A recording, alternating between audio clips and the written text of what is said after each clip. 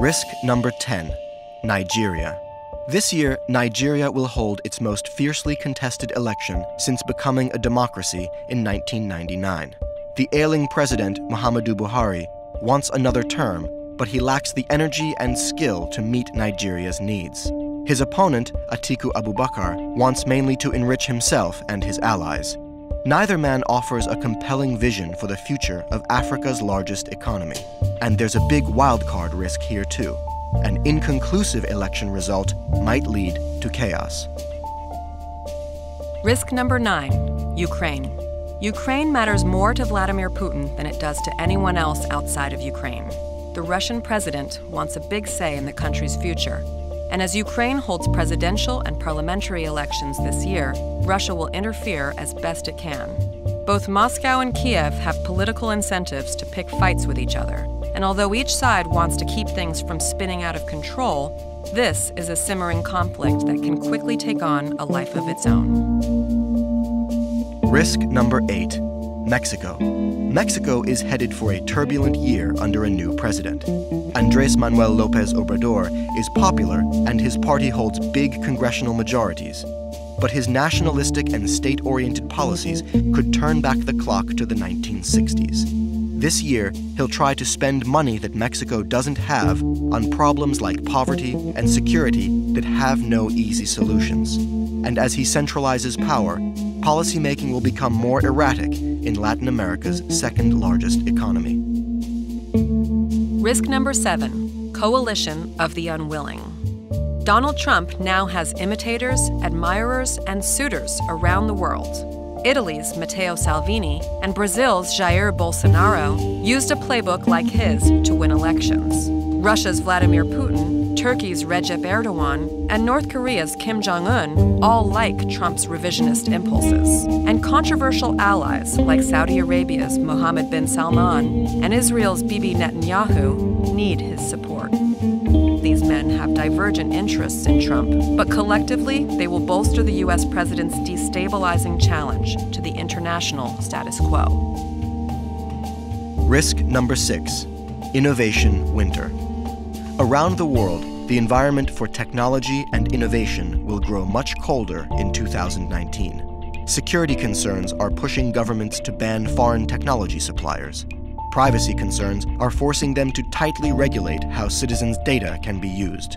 And economic grievances are driving them to protect their own tech companies against competitors from abroad. USChina is the worst of it, but Europe and Japan are also throwing up barriers to technology investment, while large economies like Brazil, India, and the state of California are all following Europe's lead with tighter regulations on data use.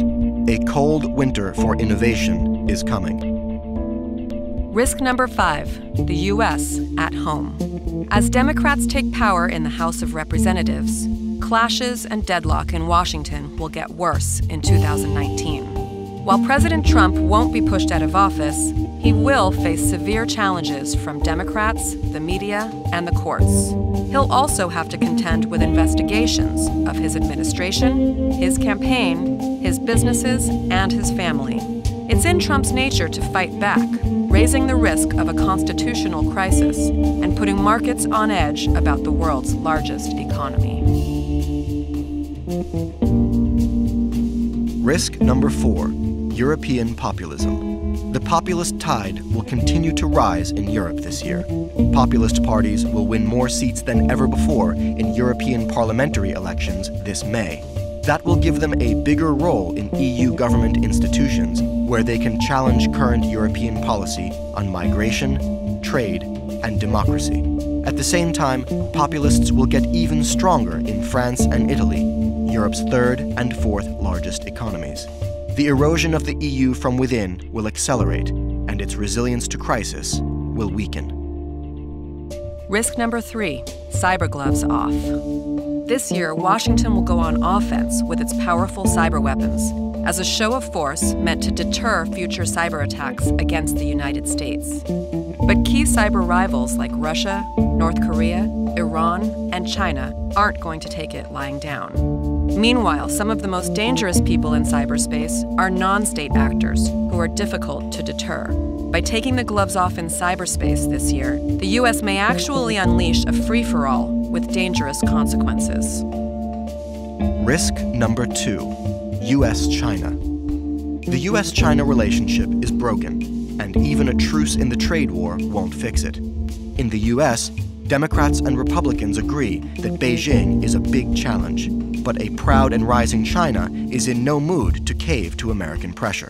As a result, the bitter rivalry over technology will intensify. Barriers to investment will rise, supply chains will break apart, and the risk of an accident in the South China Sea will increase. Risk number 1, bad seeds. In 2019, a number of bad seeds will put down deeper roots while global leaders are looking elsewhere.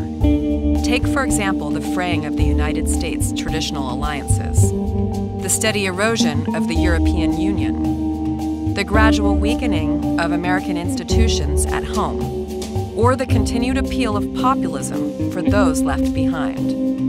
None of these issues will explode this year, but all are headed in the wrong direction, leaving the world deeply vulnerable to a new crisis.